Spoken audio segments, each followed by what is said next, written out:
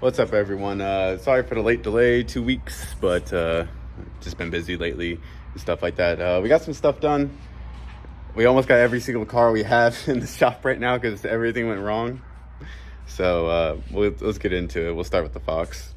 So the Fox, I got the whole motor assembled. It didn't take too long once I started going at it. So I got the water pumping on, all this stuff. There's still like I get the what's it called, thermostat on, all that kind of stuff. But everything's all good. Hoping to drop the motor in maybe tomorrow, honestly.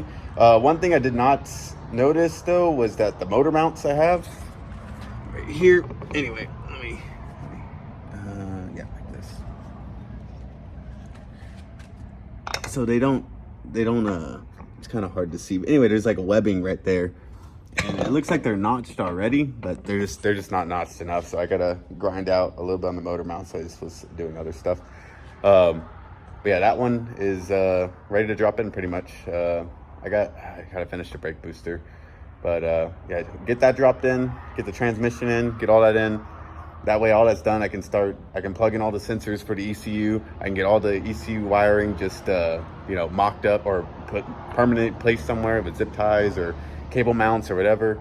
So get that done, wire in the MSD box, all that fun stuff.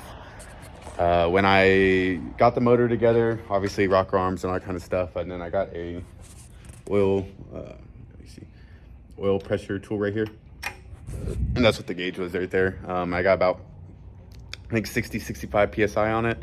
Whenever I was turning it on the second speed, that's with all the rockers on, and I had my buddy hit the drill, and then I just cranked the motor over manually. I think I did like 2 or 3 times, and I know I did it 4 times. And just get oil all over the place, get all that good. So good oil pressure all around. So yeah, this is ready to get dropped in. I haven't done any painting or any other body work. I still got to do some stuff. There's a lot of work, but I'm trying to get a lot of stuff done this month. Hopefully this thing could be running and driving by the end of the month. But I'm working a lot more lately, so it's like all my free time is like pretty much dedicated to this, get this done. Next up on the list is my 03 Terminator Cobra. My alternator went out on it like a couple months ago. I put a parts store one on. I didn't really want to put a parts store one on, but I did. That one failed also, and the battery also went bad also, even though it was a new battery. I don't know. Anyway, so I got a KMJ 200 amp alternator right here, and I got that big 3 wire kit. Here's the old alternator. I got it out.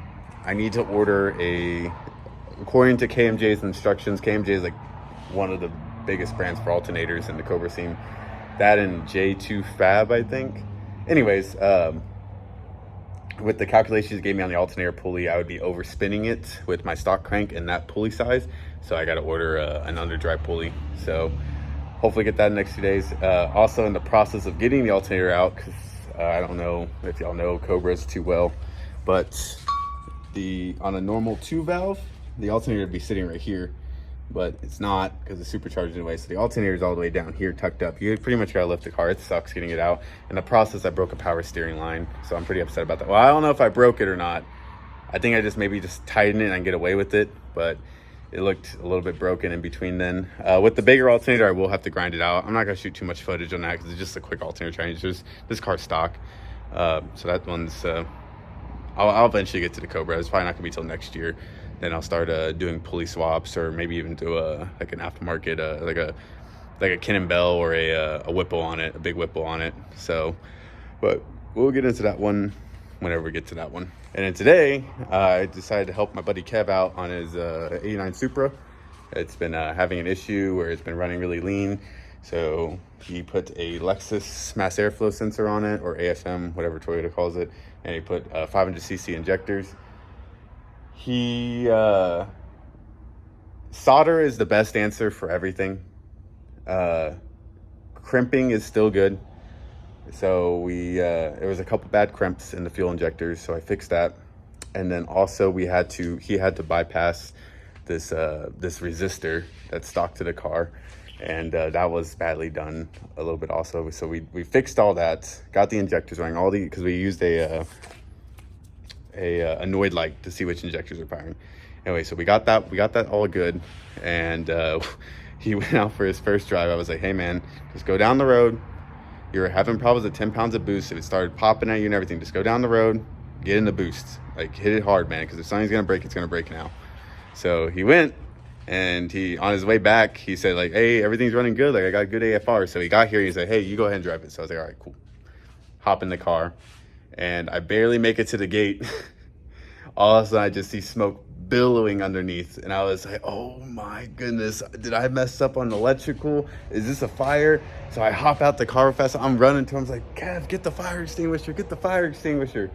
And we run over there and we lift up the hood, and it just the car overheated. What we think right now is for his electric fans, there's this wire right here. It was plugged into the controller, but he like barely moved it and it came out. And honestly, none of us can remember if we even heard the electric fans turn on. So we're hoping the electric fans just went out, but obviously diagnosed work and all that kind of stuff.